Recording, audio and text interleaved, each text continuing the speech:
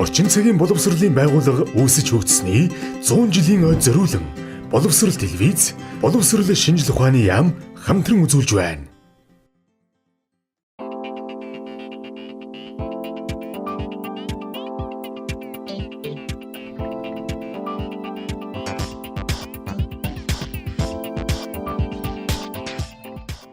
Оройн дэргийн үзэгчтэй боловсрол телевиз, боловсрол шинжлэх ухааны яамтай хамтран бүтээж байгаа бие багш 2021 нэвтрүүлгийн маань шинэхэн дугаар үзэгч та бүхэнд яг одоо хүрч байна. Монгол орны өнцөг болон бүрээс шалгарсан шидгийн шидэг 20 багш маань ур чадвараас хорин өрсөлдөхөд бэлэн болжээ. Харин өнөөдрийн дугаарт нэвтрүүлгийн 4 ясаар 4 багш буюу 1 баг хасагдаж дараагийн дугаарт 16 шидэг багш маань шалгарх ёстой.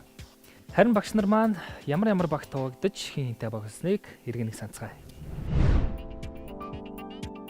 Тусгал баг, Мөнхбаатар, Оюума, Борогчин, Мөнх Цэлмэг багш, Спа баг, Самсрун, Нурлаан, Урангоо, Хулан багш, ТЖТ баг, Цэрэн очор, Инх төвшин, Ган туяа, Баяр жаргал багш, Avengers баг, Ган баяр, Мөнх цэцэг, Анх баяр, Гал бадрах багш, Дижитал хамгаалагчид баг, Мөнх төвшин, Уран бэлэг, Тэнүүн, Юмчиг маа багш нар тус байна.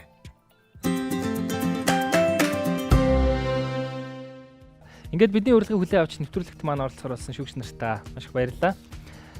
Шүүгч нараас асуух асуулт байна. Би багш 2021 нэвтрүүлэг болоод 2 дахь жилдээ амжилттай хэрэгжээд явж байна.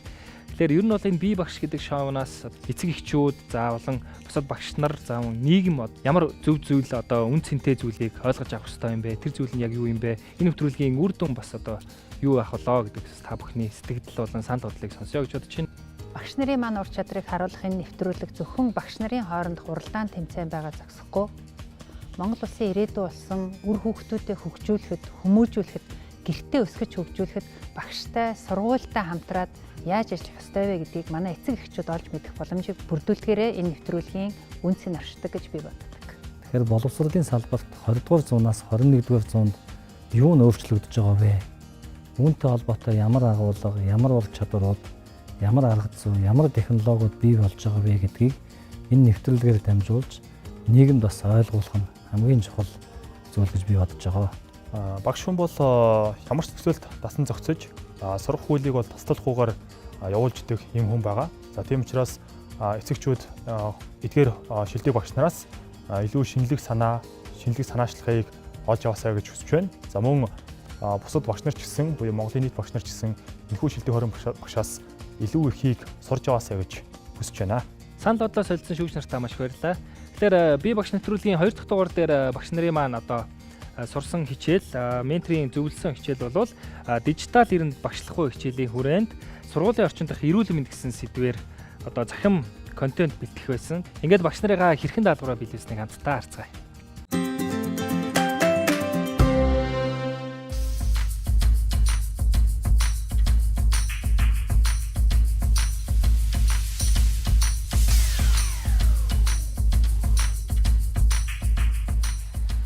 Өнөөдрийн даалгаврын хувьд бол дижитал эриндэх багш гээд Батчин багшаас мастер класс авсны дагуу өнөөдрийн эхний даалгавар бол нэлээд жинтэй тавигдлаа гэж би хувьдаа тооцоолсон. Ярилцж байгаа л асуултуудаа хахан гаргаад цаг хугацаанд багаар маш сайхан ингээд зөв зохион байгуулалтаа ажиллаад хэвэл ямар ч гэсэн орой 18 цаг гэхэд даалгавраа бүрэн гүйцэтгэж дуусгана. Тийм манай цэрэгч багшийн хувьд бол зохион байгуулалт тэгээд бидний бол ерөнхийд нь өдөртөн чиглэл явах их боломж юм байна. За баярлалаа. Тэгээд би өөрөө гадаад биологийн багш Монголын багш байгаа. Тэгэхээр бид дөрөв нэгнийхээ дотоод чадваруудыг маш сайн нөхөж чадж байна. Нэрээ манай баг бас дотроо яг онцлогтой баг байна шүү дээ, тий. Манайд бага ангийн багш байна, монгол хэл уран зохиолын багш байна, биологи газар зам багш байна. Би өөрөө англи хэл яг нэгээ дандаа нөхсөн ийм одоо баг болж чадсан байх шүү. За хэдүүлээ хичээн шүү. Манай багийн ахлагчид Мөнхбаатар багшнаас сонгогдсон. Тэгээд ганцтай чинь ганцаардахгүй, ганцаараа 3 эмэгтэйн донд байгаа. Өнөөдөр сэдвүүд дижитал багш, дижитал руу хандсан нэр. Дижитал руугаа бас эсвэл эрүүл ахуй руугаа. За манай багийн хувьд сэдв сонгох гэж бүхэл бүтэн 3 цаг бол нуцалдсан. Хэдүүлээ нөгөө хүн бол бас юу руу орно шүү дээ алдчих. Харин угны төсөлтөд олж ап руу орно шүү дээ. Тэгэхээр ерөөсөн нэрээ дижитал хамгаалагч төлөвч. Тэр хүүхдэд за санал нийлүүлж чинь. Баг хуваагдахын өмнө бол бас нэг ганц нэг багшааг бол бас харж исэн. Жишээлбэл хөвсгөлийн цэрэг очир багш тийм ээ. Цэрэг очир багшигаа бас хамт болчихвол бас их гоё түшигтэй, тулгатай юм болов уу гэж бас харж исэн. Нэгдүгээр, хоёрдугаар яагаад гэвэл мэрэгжлийн хувьд бас нэлээ ойрхон. За манай багийн хувьд өнөөдрийн даалгаврыг дүгнэхдээ хүүхдүүдийн одоо амьдрал хичээл сургалтаар олж авсан мэдлэгээ практик ашиглах боломжтой дадал хэмшил болгох тийм болохуйц өгөгдлөлтэй тийм даалгаврыг гүйцэтгэсэн гэж бодож байгаа. За миний хувьд англи хэлний багш болохоор YouTube-ээс нөгөө видео контент татж аваад манай багийнханд тусалж байгаа. Өглөө босоод орой хөдөлгөх хэдэн литр ус уух вэ? Тэрний талаар их юм сая татж авлаа. Найзуудаа ус уухтаа та нарын сонголт юу вэ? Ерөнхийдөө зүгээр багийн саналаар 3-1 харьцаагаар ямар тааж ахлагч болсон байгаа. Тэгээд багтагаа хамтдаа маш амжилттайгаар даалгавраа гүйцэтгэж дараачийн шатанд бол үлдэнэ гэдэгтээ маш их итгэлтэй байгаа. Манайг бол үнэхээр төгс гэж хэлж болохоор баг хүртсэн байгаа. Өнөөдрийн цаг бол үнэхээр нөгөө харавсан сум гэдэг шиг л өнгөрлөө. Үнэхээр нэг харахтал нэг цаг өнгөрсөн, нэг харахтал нэг цаг өнгөрсөн. Тийм маш хурдан өнгөрсөн цаг хугацаа байлаа. Бид нар багийн ахлагч бол ерөнхийдөө илүү нөгөө танилцуулах талтай бас илүү тийм ярианы чадвар сайтай. Тэгээд дээрэс нь илүү тийм бүртэй сүртэй тавьчих гэж утсан. Хинхэн юу хийхээр гамбар урс зохиол дээр ажиллах нь тийм ээ. Контент дээр ажиллаад би тэр нөгөө сэтгүүлийн судалгаануудыг гаргаад онцлогийг гаргаад ирээ. Онцлогийг гаргаад 6 дугаар ангийн хүүхдүүдээр бид ерөнхийдөө төвлөрж ажиллаж байна л да. 6 дугаар ангийн хүүхд бол бага ангиасаа дунд анги руу шилжиж байгаа. Нэгсэндээ ерөнхийдөө бол бага ангийн хүүхдээс нэг өөрсгөө байдаг. Тэгэхээр энэ насны хүүхдүүд ч юм бол одоо энэ илүү тийм баатарлаг тэгээд илүү супер херо одоо энэ супер баатартай иймэрхүү контент үзэх маш дуртай байдаг шүү дээ. Баг дотроо гал одрох хогшвтээр болохоор илүү санал нийлээд байгаа юм шиг магадгүй бас нөгөө залуу хөгш нарын онцлог байгаад байна уу тийм ээ. Та бас нөгөө интерактив хичээлхэн вебсайт байгаа шүү дээ. Тэн дээр бас жоохон ажиллаад. Тэг үнэлгээнээс одоо нэг 2 тасаа даалгавар. Үнэлгээ болохоор арай олж болоог байгаа шүү дээ. Хичээлийн дараа яг ямар бид нар хүүхдүүдэд ямар хичээл өгөх гэдгийг би мэдчихэж тэрний хадаа үнэлгээ хийх даалгавраа хийх ажиллагаа шүү дээ. Тийм тэрийг боловсруулсан дараа тийм. За миний өнөөдрийн даалгаврын зорилт төлөв маань дунд анги буюу 6-9 дугаар ангийн хүүхдүүд байгаа. Харин миний хувьд болохоор нөгөө бага ангийн багш мэрэгчлээ. Тэгэхээр яг дунд ангийн хүүхдийн одоо нас зүйн онцлог талаар бол яг сайн мэдэхгүй байна.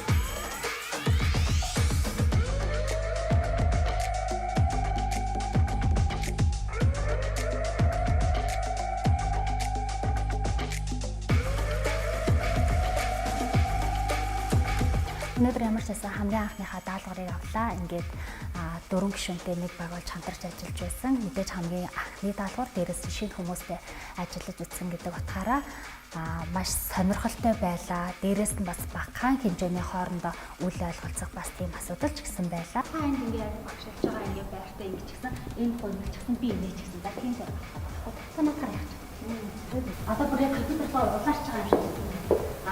За бид нэр сэтгэл зүй гэхээр маш том хүүхдийн сэтгэл зүй асуудал гэж баярлах инээ хөөхөөс ахуулаад тэгээд сэтгэл готрал те маш ийм том сэдв. Эндээс бид нар яг хүүхдүүдэд зориулж байгаа 10 минутын дижитал хичээлдээ аль болохоор тэр хүүхдүүдэд тулгарч байгаа тэр сэтгэл готрал болон тэр өөрийгөө дутуу үнэлэх мэдрэмжийг хэрхэн даван тулгах талаар бүхэн үзүүлэхийг зорж байна.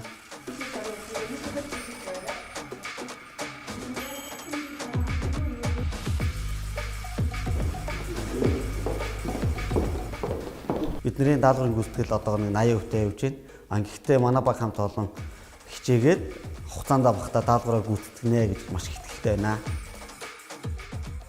Даалгавар гүйцэтгэхэд маш богино хугацаа үлдсэн байна. Тэгээд бид нар одоо нэгэнтээ сэдвээ сонгоод тогтцсон учраас энэ сэдв дээр одоо бид нар дараагийнхын төлөвөө гаргаад ажиллах л бэлтгэж байна.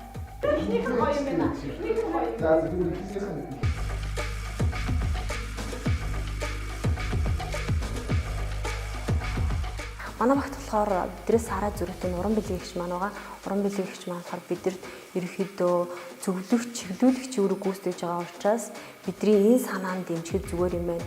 Энэ цаашаа сайжруулахад зүгээр юм байна гэсэн айгүй олон санал өгөхлөө өгж байгаа учраас бидэрт айгүй тийм сайхан дэмжлэгтэй байгаа хамтарч ажиллахад. Нэрээ өгсөн ч одоо багийн ахлагч ажлаас өнгөрч байна. Санаа Нас хараарай. Зүгээр гоё өөрсдөө саналаа хэлээд өөрсдөө тий. Зүгээр ирчүүдээсээ санал зүгээр өгч чадчих. Бас нэр хүмийн сүлдэх юм байдаг шээ. Бидрийг чирэх баг. гэж хэлж мөгийн маань гоё л яаж сан. За тэгвэл мөнх төвш маш их байна. Өвөө дээрээ санаж байгаа. За сая хэлцээ. За 100% саналаа. Тэгээ миний хувьд бол бага тийм ээ мэдээж ахлагч хийж учраас бага сайхан зангида та тийгийнхаа итгэлийг айгуу гоё даагаад ажиллана гэж амлахаар байна багийнханда. Оройтож ихэлсэн ч гэсэн яг бид нар яг хийх ажлуудаа бүгдээрээ мэдчихсэн учраас хин ямар ажлыг төлөж авах уу яах уу гэдгээ өмнө нь ярьчихсан байсан учраас ерөөсөө тэрний дээр төрөлтийгөө бүгдээрээ яг хоож аваад ажилласан.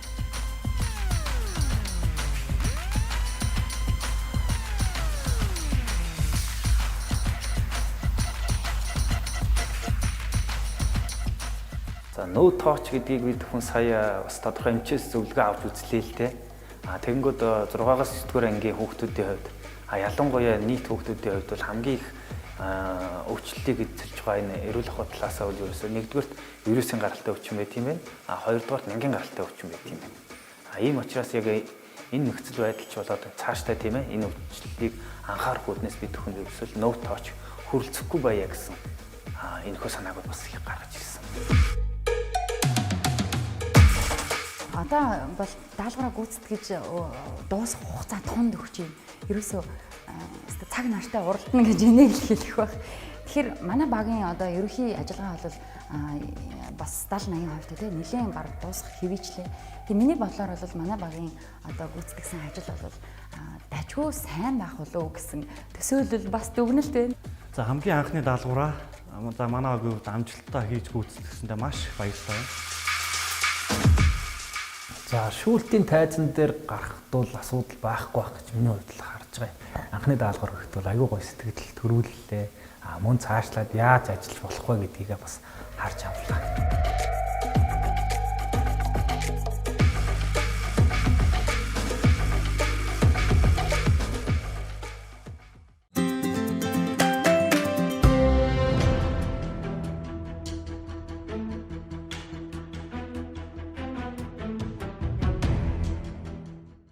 За багш нар маань хамт олоноор даалгавраа хэрхэн биелүүлснийг хамтдаа харлаа. Тэгэхээр энэхүү даалгавар дээр бол багш нарын хувьд бол багшийн одоо үндсэн чадвар гэгдэх, багаар ажиллах, за нэг нэгнээ ойлгон ажиллах, за мөн өндөр зохион байгуулалтын дор ажиллах энэ чадруудыг бол сорьсон байгаа. За тэгэхээр энэ удаагийн бие багш нэвтрүүлгийн одоо багуудыг дүгнэх зарчмыг бас үзэгч та бүхэнд танилцуулъя. За энэ бол олон улсын 5P-ийн зарчмаар дүгнэх байгаа. За нэгдүгээрт проблем буюу одоо асуудлаа хэрхэн дэвшүүлсэн байдал. За хоёрдугаарт planning буюу одоо асуудлаа шийдэх төлөвлөлтөө хэрхэн хийсэн байдал. За гуравдугаарт process буюу одоо зохион байгуулалт. За дөрөвдүгээрт product буюу одоо бүтээгдэхүүний үр дүн. За тавдугаарт presentation буюу одоо танилцуулах арга зам, за хэлбэр гэсэн энэхүү одоо 5 үзүүлэлтээр одоо багш нарын маань даалгаврыг шүүхнэ. За ингээд өнөөдрийн даалгавраар танилцуулах хамгийн ихний баг бол 5 дугаар баг буюу дижитал хамгаалагч тогийг тайзнаа өрье.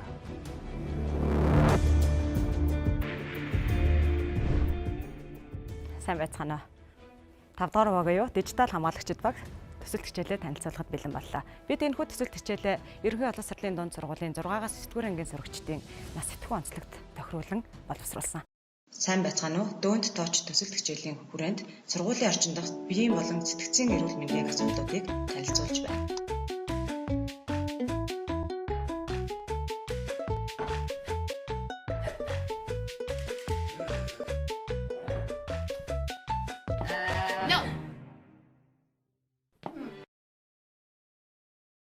Хорвоо дээр анзаарахгүй өнгөрч болохгүй том зүйлс байдгийн адилаар жижиг зүйлс ч гэсэн бий.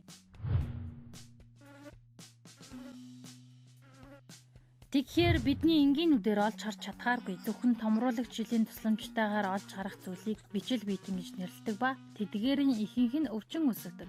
Нэм буюу бактери нь эрчим хүч ялгаруулах, амьдрах, үржигч шаардлагатай бүх зүйлсийг өөртөө агуулсан бие даан үржих чадвартай амьд бичил биетийн юм аа. Эдгээр бичил биетнүүд нь өсөж үржихийн тулд хүн амьтны биед орж амьдардаг.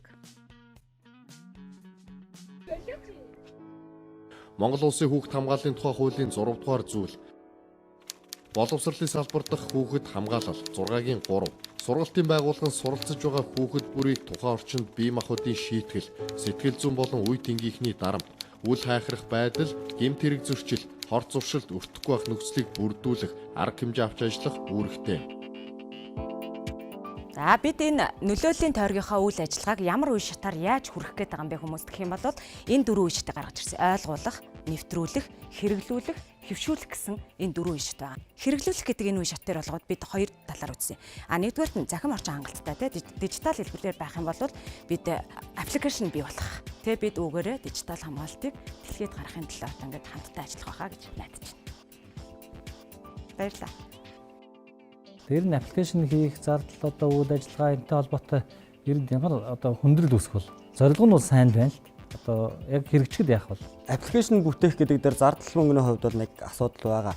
Гэхдээ одоогийн нийгэмд хүн бүр өөрийн гэсэн гар утастай, ухаалаг утастай байгаа учраас тэрэнд нь түлхүү ашиглагдахс боломжит энгийн бөгөөд хэрэглэхэд хялбар байдлаар шийдвэл амархан юм байна гэж байгаа. Хэрвээ гар утас ашиглах боломжгүй бол ангид нь эсвэл сургуульд нь яг эдгээр 4 тулгамдж байгаа асуудлуудынхаа аль нэгэн газар нь дээр нь гэрлэн тохио байдлаар гэрэл тавиад өгчихсөн байгаа. Энэ гэрлэн дээр дарахад тэр ангийн тэр сурагчийн одоо яг энэ асуудал өөртөө тулгамдаад байгаа маа гэдэг мэдээллийг тухайн орчинд нь байгаа одоо багш эцэг их сургууль хүмүүжүүлэгчид анхаарал даваад түүнийг одоо засах юм боломжийг үзүүлээд байна гэж үзэж байна. За маш их баярлалаа багш нартай. Ингээд 5 дугаар багийн дижитал хамгаалагчтай байлаа. Бүтэн том зургаар нь харахаар багш нар маань даалгавар биелүүлэх гэдэг рүүгээ илүү ажиллаад энийг хэлэхгүй бол энийг оруулахгүй бол болохгүй гэдгээр хандсан болов гэж би харсан. За нөгөө талаасаа авсан дохио байна тийм ээ, энэ дохио. Тэгэхээр энэ дохио магадгүй зүгээр Монгол хүний ертөнцийг үзэх үзэл талаасаа эн чинь өөрөө утгатай. Тэгэхээр тэр утгыг бас багш нар маань ботсон болов яасан бол бид нар чинь нэг дэлхийн ертөнцид хавтгай ертөнцид амьдарч байна. Гэтэл энийг илэрхийлдэг дохионууд бас байгаа олон улсын тийм. Тэгэхээр нэгтээ тийм бэлэн юм байхад тэрийг ашиглаж болохгүй юм болов. Яг л энэ хүүхдүүд маань ирээдүйд нэг л дэлхийн ертөнцид нэг л хэлээр ярьж нэг л тохиогоор ойлголцож амьдрах байх. Тэгэхээр тэр талаасаа бас илүү харсан бол яах юм болоо гэсэн ийм санаа төрчихлээ. За хэсэг хугацааны өмнө дижитал хамгаалагчд баг маань амжилттай бас танилцуулга хийлээ. Одоо үргэлжлүүлээд 2 дугаар баг буюу тусгал багаа тайснаа өрье.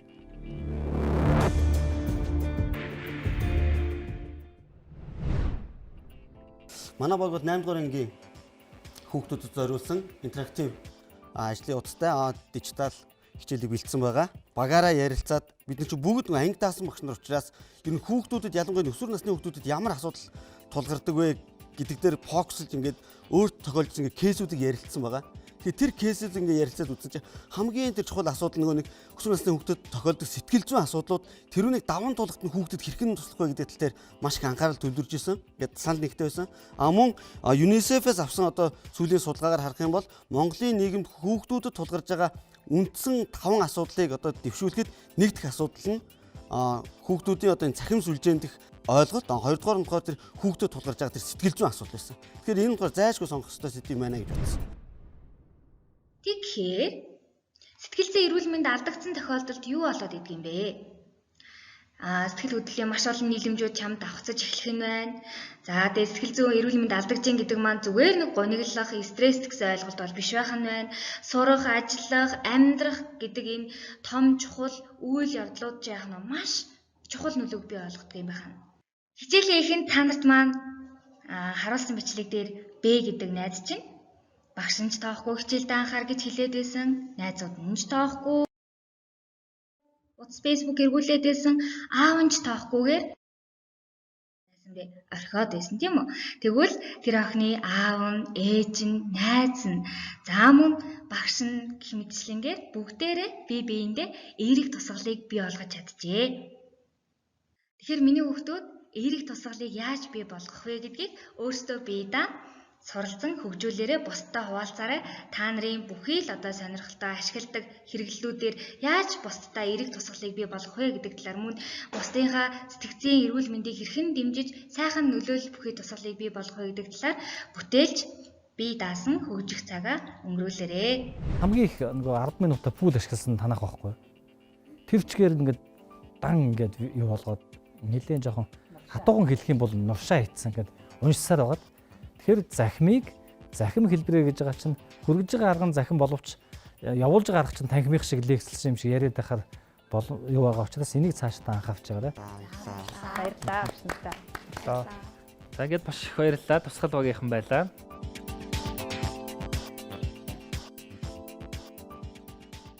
Хүүхэд өөрөө удирдаад даалгавраа хийхээс илүүтэй цаана бас багшийн удирдлагаар хариулт авах өгөх юм боломжтой учраас слайдыг бол яг тийм төдийлөн бүрэн дүр ашиглаж чадаагүй ийм бас төр зураг ажиглагдаж байгаа. Багш нарын хувьд бас нэг анзаарагдсан зүйл бол багш өөрийнхөө заах гэж байгаа ангид сууж байгаа сурагчийг миний хэрэглэгч гэж харах талаасаа яг энэ хэрэглэгч маань хэн блэ? Тэр хэрэглэгчтэй би яаж тохируулах вэ гэдэг талаасаа бас бодвоштой санагдсан. 8 дугаар ангийн хүүхдүүдэд ярьж байгаа гэхэд үг сонголт тайлбарлаж байгаа арга эднэрийн хувьд бол бас бодвоштой юм уу гэсэн юм бодол байлаа. Хичээлээ төлөвлөх үг сонголт харилцагтай хүртэл бодвоштой. Ийм зүйлсийг бас эдний багийн ажил дээрээс харлаа. За 2 дугаар баг буюу тусгал баг маань амжилттай илтгэлээ тавьж дууслаа. Одоо үргэлжлээд 3 дахь баг буюу спа баг маань илтгэлээ тавих болно. Ингээд 3 дугаар багийг тайзнаа өрөө.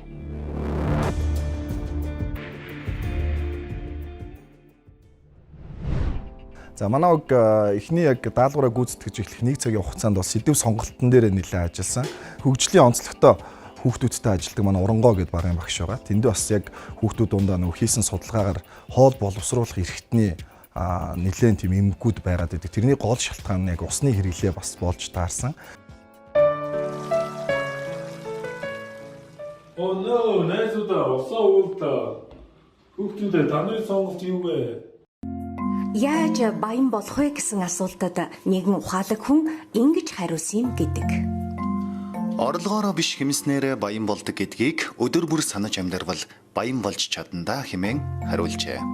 Энэ дэлхий дээрх хүмүүсийн мөрөөдөл нь тэгвэл юу вэ гэвэл?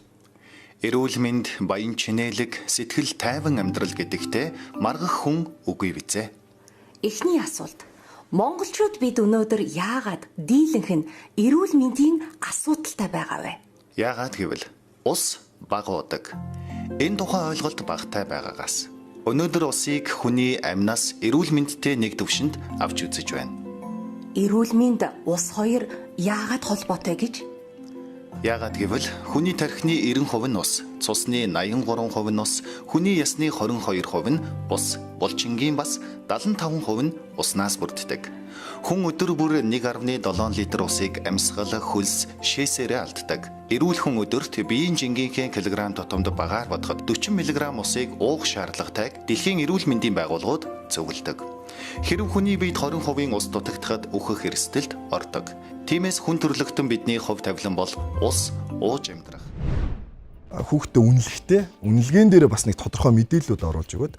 Тэгээд мэдээллээ ингээд уншичаад хүүхэд нөгөө асуултанд хариулахдаа бас тэр мэдээлэл ингээд харчих юм бол өөрт нь тогтож үлдэх юм боломжтой байгаад идэв учраас зарим асуултуудаа урталтаа мэдээлэлтэй, зарим нь болохоор задгаагаар дандаа яг хүүхд өөрийнхөө бодож байгаагаар яг үнэхээр үтсэн байна үгүй байна уу гэдгийг бид нар хариултаас нь шууд ойлгож болохоор ийм байдлаар үнэлгээгээ зохион байгуулж хийсэн байгаа. Хайж байгаа хайлтын системийг сайн ажилласан байгаа тийм ээ. Тэгэхээр нөгөө их сурвалжаа дурдах, эсвэл зарим төлбөртэй төлбөргүй материал авах ер нь тэрнтэй холбоотой ямар нэгэн хүндрэл бэрхшээл байсан уу? Ер нь тийм асуудлыг биднээс багш нар яаж шийдэж явах ёстой вэ цаашдаа? Уртлынхны аппликейшн дээр нөгөө YouTube дээр яг нээлттэй ихээр тавигдсан байсан. Тэгэхээр нээлттэй ихийн яг тэр нөгөө нэг ороод нөгөө Facebook дээр чи оруулахаар чи нөгөө хаагаа ичдэг штэ. Нээлт юу бол хэрвээ оюуны өмчих бол тэр видеон дээр бол ямар нэгэн тийм асуудал бол байгаагүй. Гэхдээ эрсдэл хийсэн юм байна шүү дээ, тийм. Бид нар бүх сургуулиудыг усны аппараттай болгох, хүүхдүүдийг ус уух нөхцлөөр хангах тал руу нэлээд ажилласан, тийм. орчин үеийн анги болгонд зөвшөөрлөгчтэй, социалгагчтай уух зүйл нь хангалттай байна. Бид одоо хүүхдийн материалын талаас нь эцэг эхчүүд сургуулийн удирдлага ингээд дэмжиж байгаа боловч нөгөө уг хүүхдэд маань дадал хэвшил гэдэг зүйл нь тогтоогүй учраас бид одоо энийг хэвшүүлэх нь л хамгийн чухал юм байна гэж зорьсон. За баярлалаа багш нартаа. Амжилт хүсье. Баярлалаа. Амжилт хүсье. За энэ бол спа баг маань байлаа. Тэгээ спа багийнхан маань итгэл ядуу амжилттай гүйцэтгэлтэй гэж би ойлголоо. Ингээд шүүлтийн дараа тайзан дээр эргээд уулзцгаая. За баярлалаа. За манай спа багийнхан маань боловсролын хамгийн чухлаар тавигдж байгаа шаардлага болох агуулгыг, хичээлийг хэрэглээ болох тал руу маш сайн ажиллажээ гэж би харлаа. Ер нь анхаарах зүйл нь биднээс их дэлхий дээр энэ олон мэдээлэлд бас татахтаа зохиогчийн их их усвар их сурвалжийг дурдах хэднээсээ бас анхаарах шаардлагатай. Би өөш 2021 нэвтрүүлгийн маань 2 дахь дугаар үргэлжилж байна. Яг одоо 4 дахь баг буюу DGT багийг тайзнаа өрөө.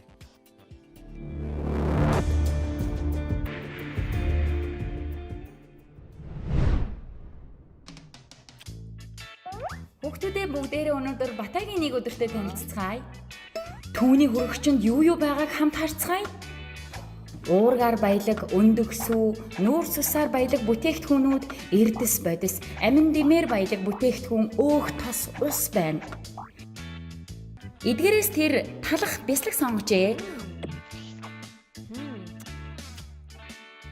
Үүний хүчээр тэр гэрээ хурдан хугацаанд цэвэрлэв. Үүний дараа дасгал хийх гэсэн боловч эрч хүч нь буурсан байлаа.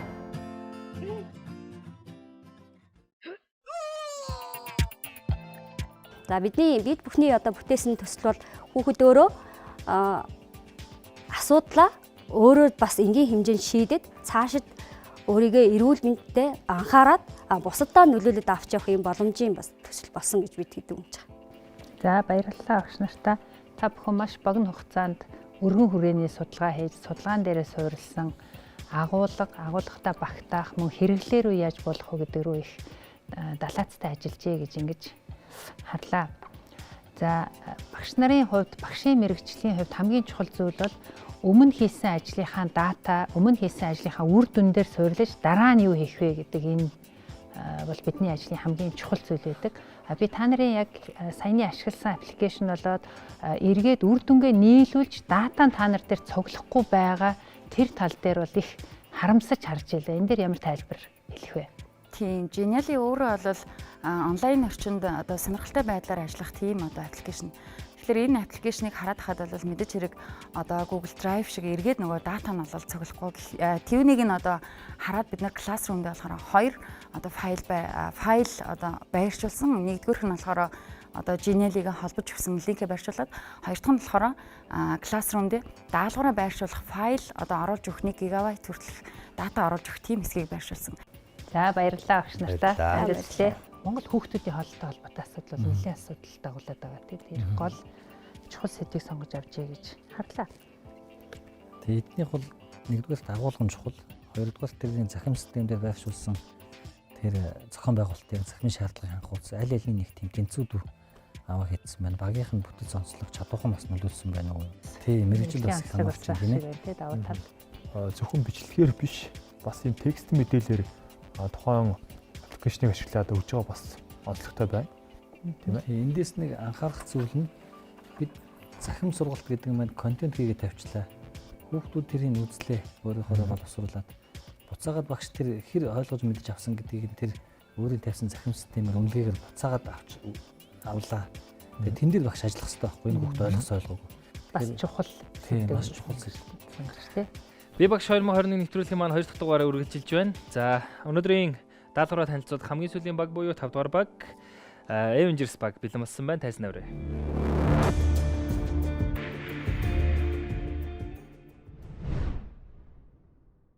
Хөдөлгөөний дутагдал нь өнөө үеийн чимээгүй дагал болоод байгаа бөгөөд дэлхийн нийтийн өвчлөлт нөлөөлдөг эрсдэлт хүчин зүйлийн дөрөвт бичигдэж эхлээд байна. Хөдөлгөөний дутагдлаас сэргийлцгээе.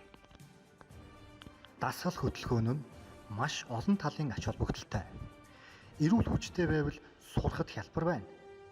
Биеийн эсэргүүцэл, дэсвэр хатуужил энергийн түвшин дээшлэнэ.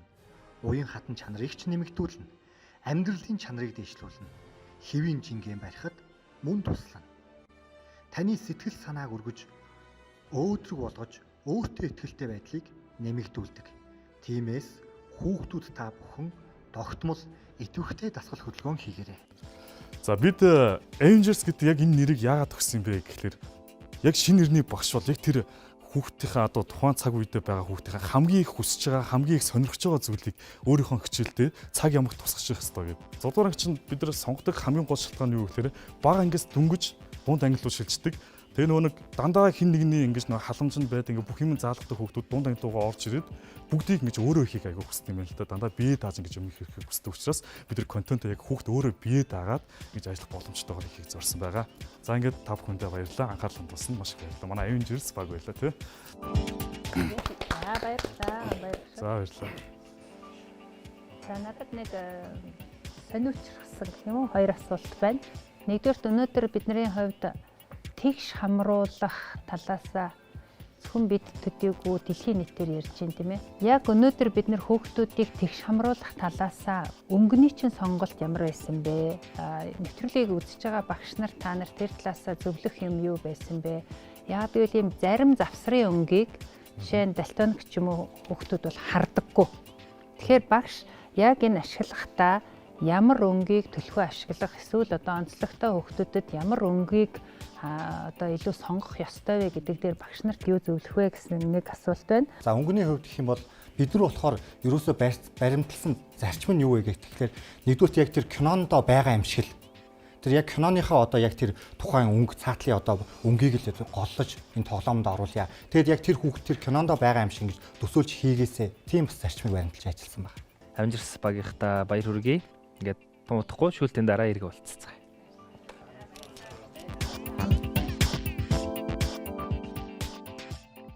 Тухайн асуултанд хариулаад тухайн тусламжийг үзээд асуултанд хариулж байгаа боловч хүүхэд дасгал хөдөлгөөн хийх нь чухал юм а гэдгийг яг бүрэн дүүрэн ойлгож сэтэлжиж гараад гүөхүү гэдэг тийм дээр жоохон эргэлзээтэй санагдсан.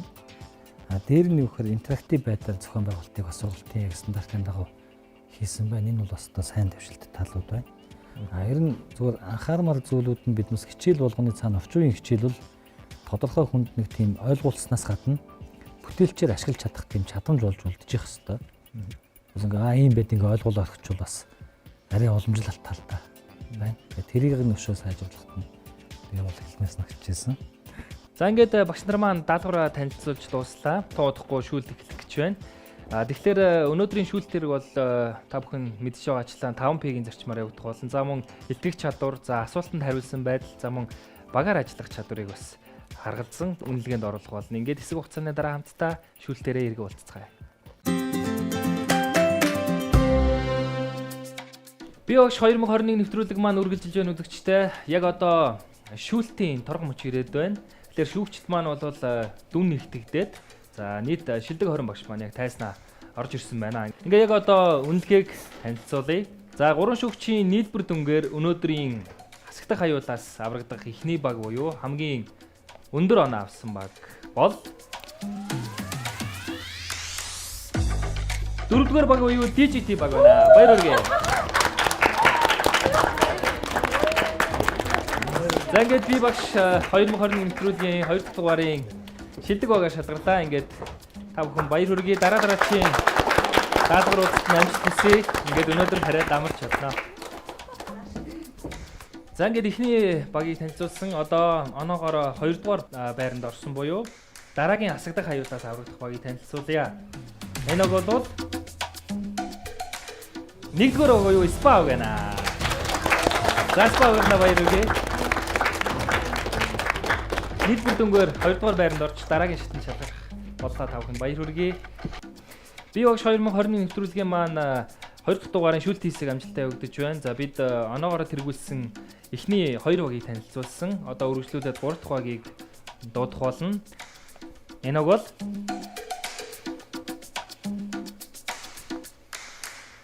гуравдугаар баг байлаа. За 3 дугаар багийнхаа баяр хүргэе. Дараагийн даалгаврыг амжилт хүсье. За тэгэхээр бид бүгдээрээ хамгийн одоо оргил хэсэг дээр хүрэлцэн ирсэн байна. Одоо аль баг маань цаашаа шалгарах уу, аль баг маань нэвтрүүлгийг орхих уу гэдэг асуултын өмнө ирж байна. Тэгэхээр шалгарсан багийг шууд дуудъя гэж бодож байна.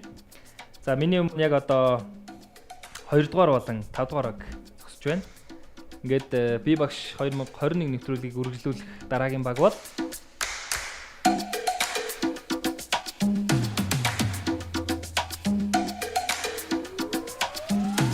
2 дугаар баг байлаа.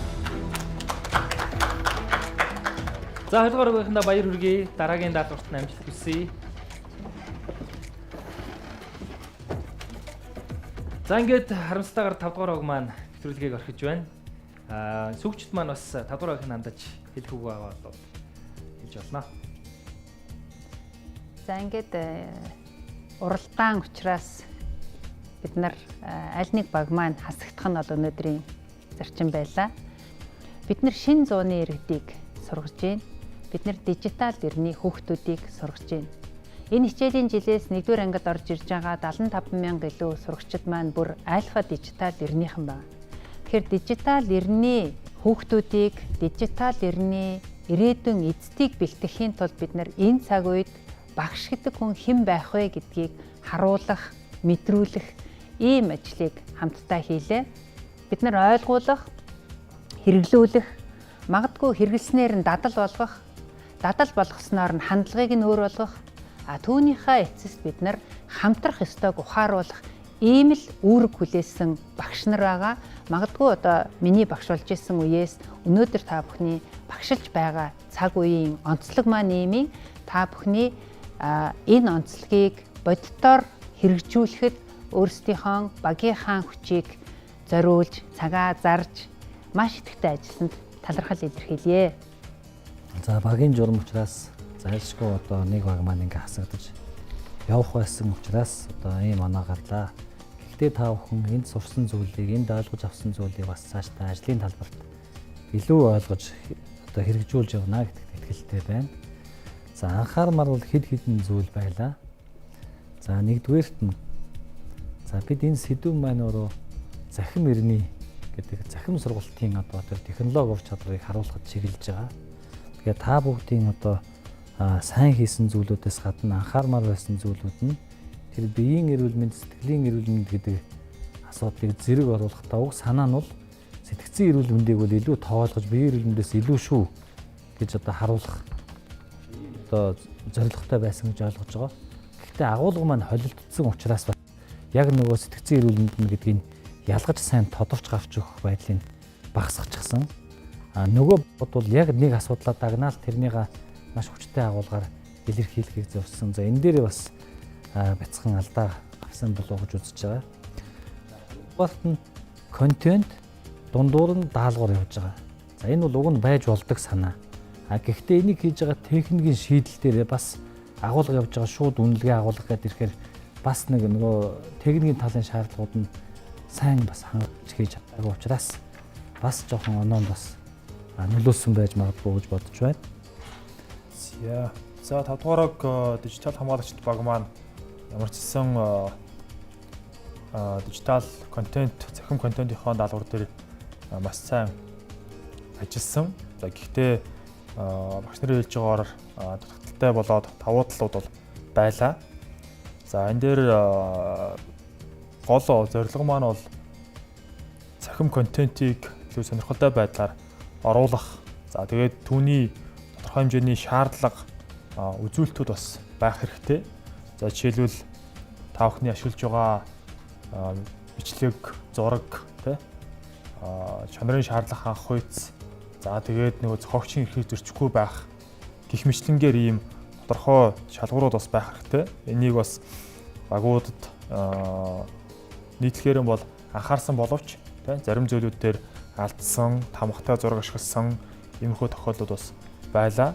Энэ интерактив хичээлийн бас нэг онцлог нь юу гэхээр тухайн тэр үнэлгээ дахин хийх боломжийг бүрдүүлэх дахиад хийсэн үнэлгээг багш аваад түн дээр анализ хийгээд буцаад хариу үйлдэл үзүүлдэг байх. Гэвь иймэрхүү бас шаардлагууд буюу ямар нэгэн багшийн удирдлаггүйгээр буюу энэ утсаараа байна уу, компьютероор байна уу тийм ээ. Тухайн дижитал цахим контентийг үзээд өөрийгөө үнэлээд тийм өөрийгөө үнэлсэн үнэлгээний дээр үндэслээд үйлдэл хийдэг багш. Манай хүүхэд тийм энэ хичээлийг үзээд энийг нь ойлгож байна, энийг нь ойлгохгүй байна гэдэг зүйл дээр ингэж эргэх холбоотой ажиллах бас ийм шаардлагууд энэ интерактив хичээлүүд бас байх хэрэгтэй. Тэгэхээр энэ дээр бас таад маань цаашдаа илүү бас анхаарасаа гэж хүсэж байна. Бүгдэнд нь ажилд нь амжилт хүсье. За ингээд маш их баярлалаа шүүгчтэй хаан. Үгүй сонслоо. Ингээд манай нэвтрүүлэгтэй хамт байж 2 дугаарын турш ажилласан дөрвөн багштаа маш их баярлалаа. Өнөөдөр ингээд та бүхний нэвтрүүлгийн аялал дуусж байгаа ч гэсэн та бүхний соёнгийн гэрүүлэх үйлс бол цаашдаа урт уртаан хугацаанд амжилттай үргэлжлэх баха гэж найдаж байна. Та бүхний одоо хайртай гэр бүлийнхэн, за мөн хайртай шавнар, за мөн хамт олон бүхэл таньдаг хүмүүс бахархаж байгаа хаа гэж найдаж байна. Ингээ багш нарынхаа соёнгийн гэрүүлэх үйлсэд нь амжилт хүсье. Цаашдын ажил амьдралд нь хамгийн сайн бүхнийг хүсье өрөөё. Багш нартаа маш их баярлалаа. Би өгш 2021 нэвтрүүлгийн маань 2 дахь дугаарыг хүрээд өндөрлөж байна. Ингээд 4 багш маань хасагдаж шилдэг 16 багш дараагийн дугаар шалгарч үлдлээ. Нэвтрүүлэгтээ хамт байж хамтран ажилласан 3 шүүгчтэй маш их баярлалаа. Ингээд дараагийн дугаар уулзлаа. Түр баяртай үзэгтэй. За багш нар маань 4 хүнээс бүрдсэн 4 багт хуваагдах хэрэгтэй. Саврангийнхаа суусан даалгалт юу байгаа бол хүүхдэд чиглүүлэг аягуулсан байх. Ер нь STEM-ийн хичээл бол яг технологийн хичээлийн яг үндсэн зарчим байгаа шаардлага. За одоо яах вэ гэхээр багш нь гарч ирсэн 2 хүүхдийн нэг найзыг ч одоо нүдийг нь зоо. Шидийг шийдлэр илэрхийлэх шидтэн багийнх нь та бүхэндээ яг одоо өнөөдрийн хичээлийнхээ хийсэн үйл ажиллагаа түүнийхээ үр дүнг танилцуулахаар зогсоод байна.